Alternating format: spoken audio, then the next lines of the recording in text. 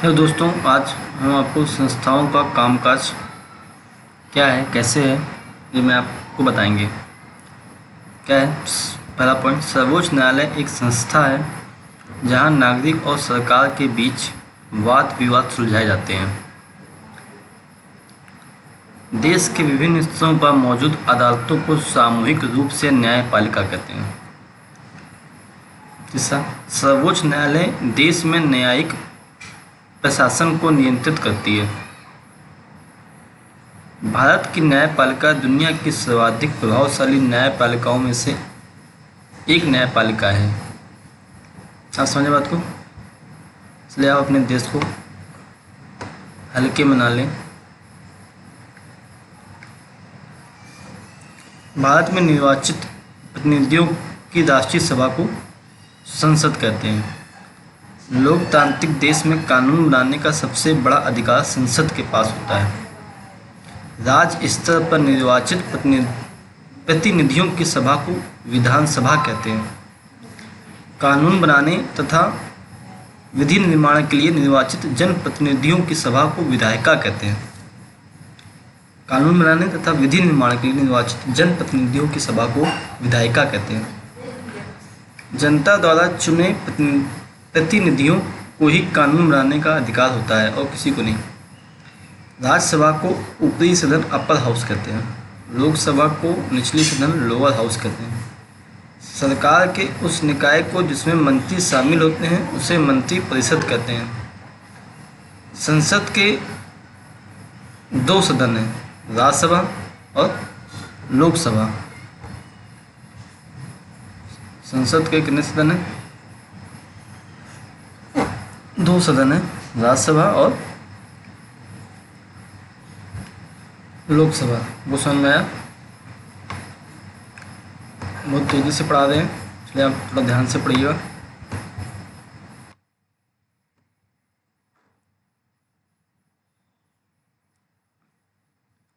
राज्यसभा भारतीय संसद का स्थायी सदन है क्योंकि यह कभी भंग नहीं होता है।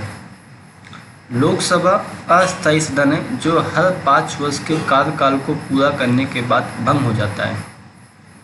राष्ट्रपति लोकसभा में बहुमत वाली पार्टी अथवा पार्टियों के गठबंधन के नेता को ही प्रधानमंत्री नियुक्त करता है। किसी लोकतंत्र में लोगों की इच्छा सर्वोपरि होती है।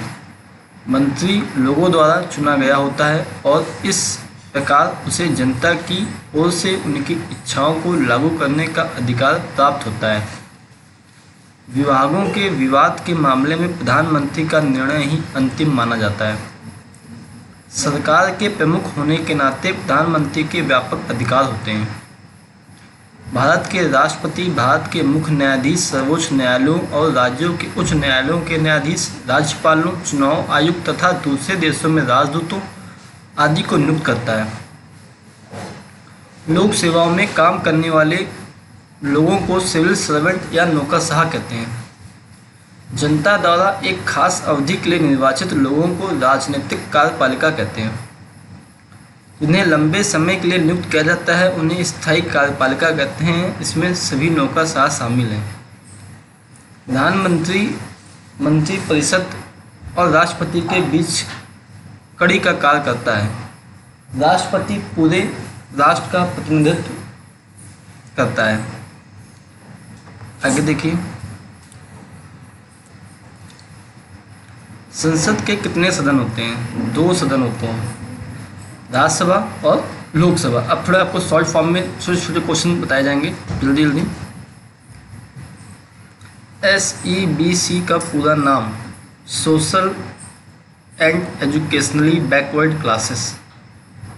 1980 में मंडल आयोग द्वारा सुझाए गए उपायों में से एक प्रमुख सिफारिश क्या थी? सरकारी नौकरियों में सामाजिक शैक्षिक रूप से पिछड़े वर्ग के लिए 27% आरक्षण देना। समझ लीजिए, मंडल आयोग ने कहा था कि सरकारी नौकरियों में सामाजिक शैक्षिक रूप से पिछड़े वर्ग के लिए 27% आरक्षण देना। मिल गया उनको आरक्षण। सरकारी निर्णय से उठाने वाले विवादों का निपटारा कौन करते हैं? सर्वोच्च न्यायालय, उच्च न्यायालय। सर्वोच्च न्यायालय के कितने न्यायाधीश सबसे वरिष्ठ हैं? 11 न्यायाधीश, अब 13 हो गए। थोड़ा अपडेट हो जाएगा प्लीज़। आरक्षण के मामले में किसने क्या कहा? सर्वोच्च न्यायालय। क्या कहते हैं? मंडल आयोग की सिफारिश को लागू करने की औपचारिक घोषणा की कैबिनेट। आदेश जारी करके घोषणा को लागू किया राष्ट्रपति। 27% आरक्षण देने का फैसला किया सरकारी अधिकारी। आरक्षण को वैध करार दिया। देखिए ऐसे होता है, एक आरक्षण के मामले में किसने क्या किया था, आरक्षण दिया गया था 27%, तो कैसे लागू किया गया ये इसमें बताया गया है। सर्कुलर जारी कौन करता है? सरकार। प्रधानमंत्री बनने के लिए क्या जरूरी है? प्रधानमंत्री को लोकसभा के सदस्यों के बहुमत का समर्थन प्राप्त होना जरूरी है। समझ लीजिए, बहुमत समर्थन प्राप्त होना जरूरी है। मंडल आयोग को क्या जिम्मा सौंपा गया? मंडल आयोग को भारत में शैक्षिक और सामाजिक रूप से पिछड़े वर्ग की पहचान के लिए मापदंड तय करना और पिछड़ापन दूर करने के उपाय बताने का जिम्मा सौंपा गया। OM नंबर 3601/31/90 कब तैयार हो गया? 13 अगस्त 1990 में। सरकार पर नागरिकों के प्रति क्या जिम्मेदारी होती है?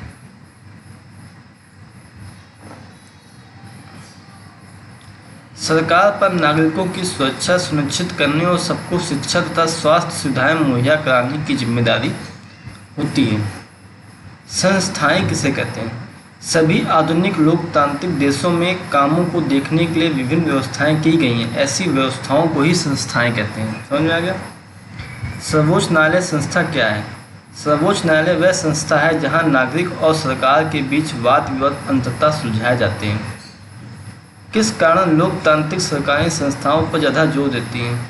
कोई भी फैसला लेने से पहले अनेक लोगों से राय विचार करने का अवसर मिल जाता है। संस्थाओं के कारण एक अच्छा फैसला झटपट करना आसान नहीं होता, लेकिन यह संस्थाएं बुरा फैसला ले पाना मुश्किल बना देते हैं। इसी कारण लोकतांत्रिक सरकारें संस्थाओं पर ज़्यादा जोर देती हैं।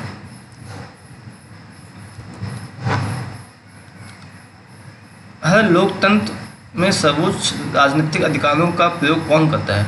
हर लोकतंत्र में निर्वाचित जनप्रतिनिधियों की सभी ही जनता की ओर से सर्वोच्च राजनीतिक अधिकार का प्रयोग करती है। संसद और विधानसभा किसे कहते हैं? भारत में निर्वाचित प्रतिनिधियों की राष्ट्रीय सभा को संसद कहते हैं। राज्य स्तर पर इसे विधानसभा कहते हैं। किसी भी लोकतांत्रिक देश में कानून बनाने का सबसे बड़ा अधिकार किसका होता है? संसद का। विधायिका किसे कहते हैं? कानून बनाने अथवा विधि निर्माण का काम इतना महत्वपूर्ण होता है कि इन सभाओं को विधायिका कहते हैं। चैम्बर या सदन किसे कहते हैं? संसद की भूमिका और अधिकारों को दो हिस्सों में बांटा गया है। इन्हें चैम्बर या सदन कहते हैं। पहले और दूसरे सदन के किस तरह चुने जाते हैं और क्या करते हैं? पहले सदन के सदस्य सामान्यतः सीधे जनता द्वारा चुने होते हैं और जनता की असली अधिकारों का प्रयोग करते हैं। दूसरे सदन के सदस्य परोक्ष रूप से चुने जाते हैं तथा कुछ विशेष काम करते हैं। दूसरे सदन का सामान्य काम क्या होता है? दूसरे सदन का सामान्य काम विभिन्न राज्य क्षेत्र तथा संघीय इकाइयों के हितों की निगरानी करना होता है। अपर हाउस किसे कहते हैं? राज्यसभा। लोअर हाउस किसे कहते हैं? लोकसभा।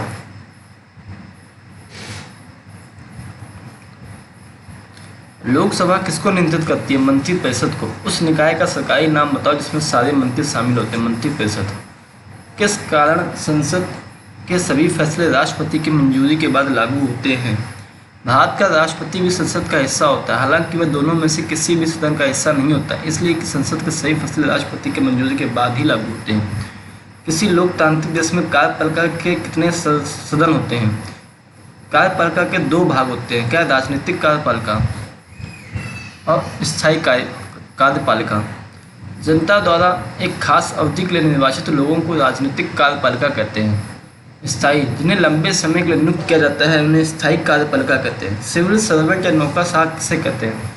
लोक सेवाओं में काम करने वाले लोगों को सिविल सर्वेंट या नौकरशाह कहते हैं। मंत्री किसी नौकरशाह से अधिक प्रभावशाली क्यों होता है? नौकरशाह अधिक शिक्षित होता है और उसे विषय की अधिक जानकारी और महारत होती है। वित्त मंत्रालय में काम करने वाले नौकरशाह और सलाहकारों को अर्थशास्त्र की जानकारी वित्त मंत्री से ज़्यादा होती है। क्या कारण है कि मंत्री ही सारे फैसले करता है? किसी लोकतंत्र में लोगों की इच्छा सर्वोपरि होती है। मंत्री लोगों द्वारा चुना गया होता है और इस प्रकार उसे जनता की ओर से उनकी इच्छाओं को लागू करने का अधिकार प्राप्त होता है। अपने फैसले के नतीजे के लिए वह लोगों के प्रति जिम्मेदार होता है, इसलिए मंत्री ही सारे फैसले करता है। इस प्रकार लोकतंत्र में निर्वाचित मंत्री इसी व्यापक नजरिए वाले व्यक्ति की भूमिका निभाते हैं। उत्तर देखिए। दरअसल ऐसा प्रत्येक संगठन में होता है जो पूरे मामले को अच्छी तरह समझते हैं। वे ही सबसे महत्वपूर्ण फैसले करते हैं, विशेषज्ञ नहीं करते। विशेषज्ञ केवल रास्ता बताते हैं, लेकिन व्यापक नजरिया रखने वाले व्यक्ति, निर्वाचित मंत्री, इसी व्यापक नजरिए रखने वाले व्यक्ति ही मंजिल के बारे में फैसला करते हैं। ये सब चीज़ें आपको पता है, इसलिए मैं आपको तेज़ी से पढ़ा रहा हूँ।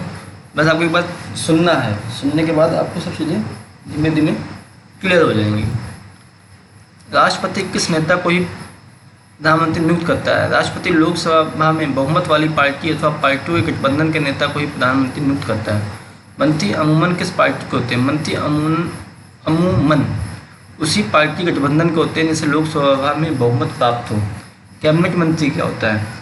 कैबिनेट मंत्री सत्ताधारी पार्टी या गठबंधन की पार्टियों के वरिष्ठ नेता होते हैं। ये प्रमुख मंत्रालयों के प्रभारी होते हैं। कैबिनेट मंत्री मंत्रिपरिषद के नाम पर फैसले लेने के लिए बैठक करते हैं। इस तरह कैबिनेट मंत्रिपरिषद का शीर्ष समूह होता है। इसमें लगभग 20 मंत्री होते हैं। कितने मंत्री होते हैं? 20 मंत्री होते हैं। स्वतंत्र प्रभार वाले राज्य मंत्री कौन होते हैं? स्वतंत्र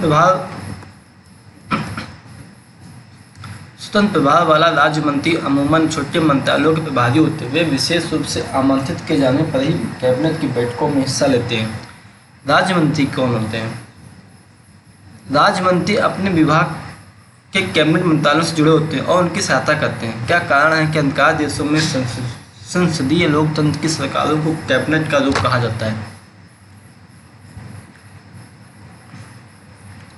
सभी मंत्रियों के लिए नियमित रूप से मिलकर हर बात पर चर्चा करना व्यवहारिक नहीं है, अतः फैसले कैबिनेट बैठकों में ही किए जाते हैं। इसलिए अधिकांश देशों में संसदीय लोकतंत्र की सरकारों को कैबिनेट का रूप कहा जाता है। प्रधानमंत्री के अधिकार लिखिए। निम्न अधिकार है। सरकार के प्रमुख होने के नाते प्रधानमंत्री के व्यापक अधिकार होते हैं। वह कैबिनेट की अध्यक्षता करता है। विभागों के विवाद के मामले में प्रधानमंत्री का निर्णय ही अंतिम माना जाता है। वह विभिन्न विभागों की समान निगरानी करता है। प्रधानमंत्री ही मंत्रियों को काम का विवरण और पुनर्वितरण करता है। उसे किसी भी मंत्री को बर्खास्त करने का अधिकार होता है। जब प्रधानमंत्री अपना पद छोड़ता है तो उसका इस्तीफा कौन देता है? मंत्रिमंडल। भारत के रक्षा बलों का सुप्रीम कमांडर कौन होता है? राष्ट्रपति। राष्ट्रपति के कहने के लिए कार्यपालिका की भूमिका निभाते हैं। स्पष्ट कीजिए। राष्ट्रपति राष्ट्र अध्यक्ष होता है। भारत का राष्ट्रपति ब्रिटेन की तरह ही है, जिसका काम अलंकारिक अधिक होता है। राष्ट्रपति देश के सभी राजनीतिक संस्थाओं के काम पर निगरानी रखता है ताकि वह राज्य के उद्देश्यों को प्राप्त करने के लिए मिलजुल कर काम करे। राष्ट्रपति का चयन जनता द्वारा प्रत्यक्ष रूप से नहीं किया जाता। राष्ट्रपति पूरे राष्ट्र का प्रतिनिधित्व करता है, लेकिन राष्ट्रपति उस तरह से प्रत्यक्ष जनादेश का दावा नहीं कर सकता जिससे प्रधानमंत्री। इससे यह स्पष्ट होता है कि राष्ट्रपति कहने के लिए कार्यपालिका की भूमिका निभाता है। राष्ट्रपति किस किस को नियुक्त करता है? वह भारत के मुख्य न्यायाधीश, सर्वोच्च न्यायालयों, राज्य के उच्च न्यायालयों के न्यायाधीश, राज्यपालों, चुनाव आयुक्त और दूसरे देशों में राजदूतों आदि को नियुक्त करता है। राष्ट्रपति कौन चुनता है? संसद सदस्य और राज्य की विधानसभाओं के सदस्य। किस कारण सभी आधुनिक लोकतंत्रों में अदालतें विधायिका और कार्यपालिकाओं के अधीन नहीं होती? न्यायपालिका की स्वतंत्रता का मतलब है कि वह कार्यपालिका विधायिका के नियंत्रण में नहीं है। न्यायाधीश सरकार के निर्देश सत्ताधारी पार्टी की मर्जी के अनुसार काम नहीं करते। इसी कारण सभी आधुनिक लोकतंत्र में अदालतें विधायिका और कार्यपालिका के अधीन नहीं होती। न्यायपालिका किसे कहते हैं? देश के विभिन्न स्तरों पर मौजूद अदालतों को सामूहिक रूप से न्यायपालिका कहते हैं। भारतीय न्यायपालिका में संपूर्ण देश के लिए कौन कौन से न्यायालय हैं? भारतीय न्यायपालिका में संपूर्ण देश के लिए सर्वोच्च न्यायालय, उच्च राज्यों में उच्च न्यायालय, जिला न्यायालय, स्थानीय स्तर के न्यायालय होते हैं। राष्ट्रपति सर्वोच्च न्यायालय, उच्च न्यायालयों के न्यायाधीश को किसकी सलाहों से नियुक्त करते हैं? प्रधानमंत्री की सलाहों पर। जनहित याचिका किसे कहते हैं? सरकार की कार्रवाइयों से जनहित को ठेस पहुंचाने पर कोई भी अदालत जा सकता है, इसे ही जनहित याचिका कहते हैं। सर्वोच्च न्यायालय देश में किसको नियंत्रित करती है? न्यायिक प्रशासन को। दुनिया की सबसे सर्वाधिक प्रभावशाली न्यायपालिकाओं में से एक न्यायपालिका कौन कौन सी है? भारत की न्यायपालिका। आप सभी का इस चैप्टर को पढ़ने के लिए बहुत ही बहुत धन्यवाद। जय हिंद, जय भारत।